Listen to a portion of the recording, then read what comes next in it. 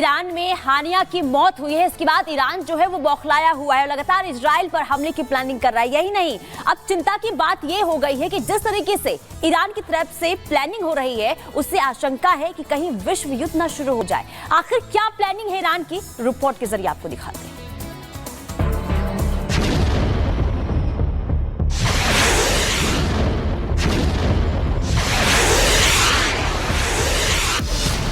Israel बनाम Iran world war का ऐलान।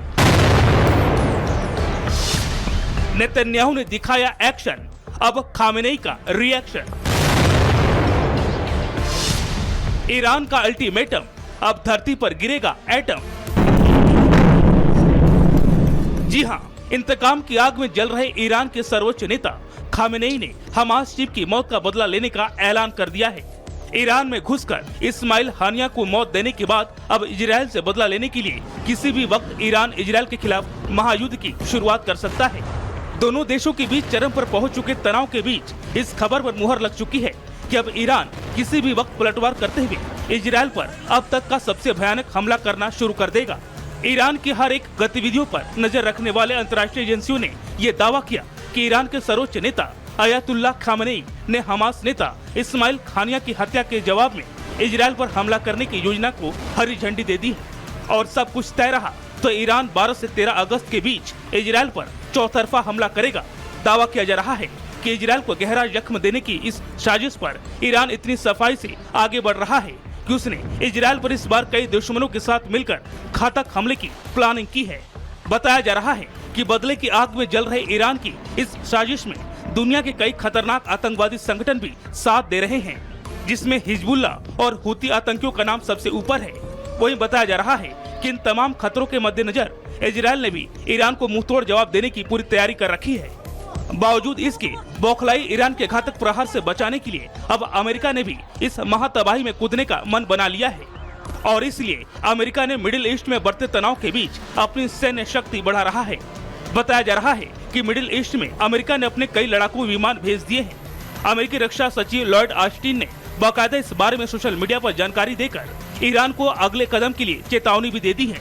लॉयड ने लिखा है, कल मैंने इमरान, लेबनानी, हिजबुल्लाह और अन्य ईरानी समर्थित आतंकवादी समूह से उत्पन्न खतरों के बारे में इजरायल के रक्षा मंत्री योव गैलेंट से बात की है।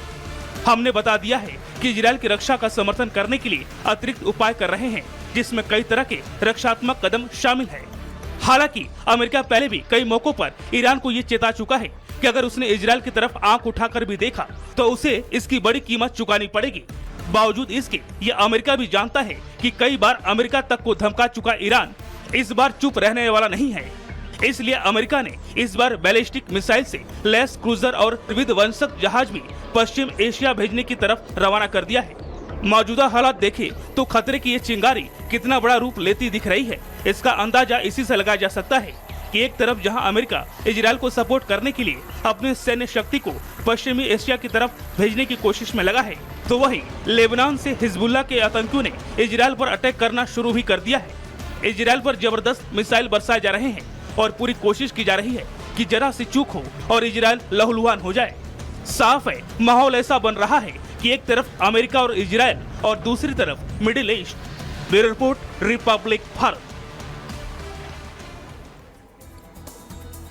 तो देखिए, इस रिपोर्ट के जरिए हमने आपको बताया कि किस तरह से बदला यहाँ पर लिया जा रहा है, लेकिन जैसे जैसे जंग और बढ़ेगी, जैसे जैसे बदला लिया जाएगा, ऐसे में देखना होगा कि भारत पर कितना असर देखने को मिलता है। ईरान इजराइल जंग में लेबनान भी शामिल हो सकता है पुनीता। बिल्कुल, और इसके अलावा आपको बता दें कि देखिए, ऐसी स्थिति में 3 देशों के नागरिकों पर इसका खतरा है। 3 देशों में अभी करीब 40,000 भारतीय हैं। महिमा, और बिल्कुल देखिए, भारतीय इन देशों में नौकरी पढ़ाई कर रहे हैं। इससे पहले भी आपने तस्वीरें देखी थी। और ईरान में 10,000, लेबनान की बात करें तो 4,000 भारतीय हैं। इसके अलावा इजराइल में सबसे ज्यादा 26,000 भारतीय यहाँ पर रहते हैं। और इजराइल में युद्ध से पहले इमरजेंसी जैसे हालात जो है बन गए हैं, और जंग हुई तो फिर भारतीय नागरिक वहां पर फंस भी सकते हैं। हालांकि हमारी जो भारतीय सरकार है वो भी लगातार इस पूरे मामले पर नजर बनाए हुए, उन्हें 3 देशों से निकालना एक बड़ी चुनौती उस वक्त साबित होते हुए नजर आ सकती है। बिल्कुल, और देखिए, भारत सरकार ने एडवाइजरी जो है जारी कर दी है और इजराइल और लेबनान तक भारत अब पूरी तरीके से अलर्ट है। कोशिश यही की जा रही है कि जो भारतीय वहां पर रहते हैं उन्हें किसी भी तरीके से कोई संकट ना आए। बिल्कुल, और इस वक्त भारत अलर्ट पर है, तो हमने आपको बताया ही। और कैसे क्या असर भारत पर पड़ सकता है वो भी हमने आपको बताया। लेकिन अब खबरों में आगे बढ़ते हैं और बात करेंगे मौसम की, क्योंकि मौसम कहर बनकर बरस रहा है। बात करें हिमाचल प्रदेश, उत्तराखंड, वायनाड की, लगातार लोगों की मुश्किलें बढ़ रही है। हिमाचल प्रदेश का मंडी हो गया, शिमला हो गया, उत्तराखंड का रुद्रप्रयाग। हम देख रहे हैं पुनीता यहाँ पर कि ऐसे तीनों राज्यों में ही हम वहां के लोगों की मुश्किलें बढ़ती हुई नजर आ रही है। बिल्कुल, देखिए आसमानी आफत इस कदर कहर बनकर टूटी है कि जनजीवन तो अस्त व्यस्त हो ही गया है, लेकिन लोगों की जान भी जा रही है। उत्तराखंड की बात करें तो रुद्रप्रयाग में बादल फटने की वजह से कई लोगों की जान चली गई, जबकि रेस्क्यू ऑपरेशन भी वहां पर चलाया जा रहा है। लेकिन सवाल ये है कि आखिर आसमानी आफत से राहत कब तक मिलेगी, क्योंकि हर कोई ये सवाल पूछ रहा है, क्योंकि जनजीवन अस्त व्यस्त तो हो चुका है, भारी परेशानी भी लोगों को हो रही है। लेकिन आईएमडी की रिपोर्ट क्या कहती है, ये आपको जरा रिपोर्ट के जरिए बताते हैं।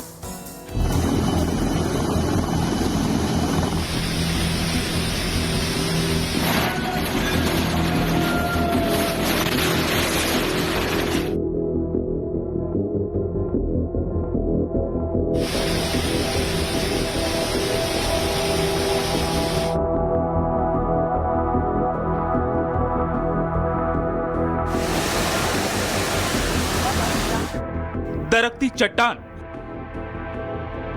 खिसकती जमीन और सैलाब के बवंडर के आगे इन दिनों देश के कई हिस्सों में शहरों और इलाकों ने सरेंडर कर दिया है। मानसूनी मार के बीच पहाड़ से मैदान तक जिंदगी की जंग जारी है। करीब करीब आधे हिंदुस्तान में इन दिनों आसमान से बारिश नहीं, हमला हो रहा है, क्योंकि जो बादल पहले बरसते थे वो अब डायनामाइट की तरह फट रहे हैं। आसमान से आई महातबाही के 5 दिनों बाद भी ये तस्वीरें केरल के वायनाड की हैं, जहां ऑपरेशन जिंदगी जारी है। हमारे जवान लापता लोगों की तलाश में जुटे हुए हैं। तो हिमाचल में कुदरत ने खतरे की ऐसी घंटी बजाई कि शिमला कुल्लू को बर्बाद कर दिया और मंडी में भी स्थिति खराब है। यहाँ कदम कदम पर जिंदगी की जंग लड़नी पड़ रही है। उत्तराखंड भी आसमानी आपदा से जूझ रहा है। केदार घाटी के पास बुधवार को बादल फटा था और फिर ऐसी तबाही मची कि पूरे उत्तराखंड की सांस अटक गई। पहाड़ और मलबे के भीतर जिंदगी की तलाश जारी है। अब तक एनडीआरएफ और एसडीआरएफ ने सेना के साथ मिलकर 7,000 से ज्यादा लोगों को रेस्क्यू किया गया है, लेकिन अभी भी हजारों लोग फंसे हैं।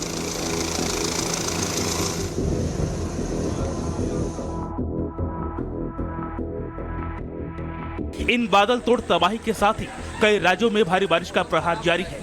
कुदरती क्रोध की वजह से शहर, घर और मकान डूबे नजर आ रहे हैं। मैदान हो या पहाड़, रेस्क्यू ऑपरेशन के दौरान मौसम खराब होने की वजह से कई दिक्कतें आ रही हैं। हालांकि इस मुश्किल वक्त में सेना के साथ साथ एनडीआरएफ और एसडीआरएफ की टीम स्थानीय प्रशासन संग मिल देवदूत की तरह काम कर रही है। लेकिन कुदरत का क्रोध अभी थमा नहीं है। मौसम विभाग की तरफ से एक बार फिर कई राज्य और कई शहरों को लेकर रेड अलर्ट जारी किया गया है। केरल, उत्तराखंड, हिमाचल पहले से ही रेड अलर्ट जोन में है। इस बीच मौसम विभाग ने महाराष्ट्र, दिल्ली, एनसीआर, बिहार, मध्य प्रदेश के लिए भी रेड अलर्ट जारी किया है। वही राजस्थान, हरियाणा को लेकर ऑरेंज अलर्ट और उत्तर प्रदेश से गुजरात के लिए येलो अलर्ट जारी किया है।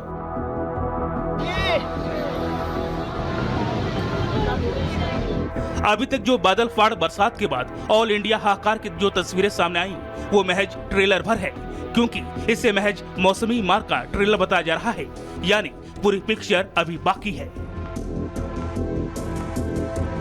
Bureau report, Republic Bharat.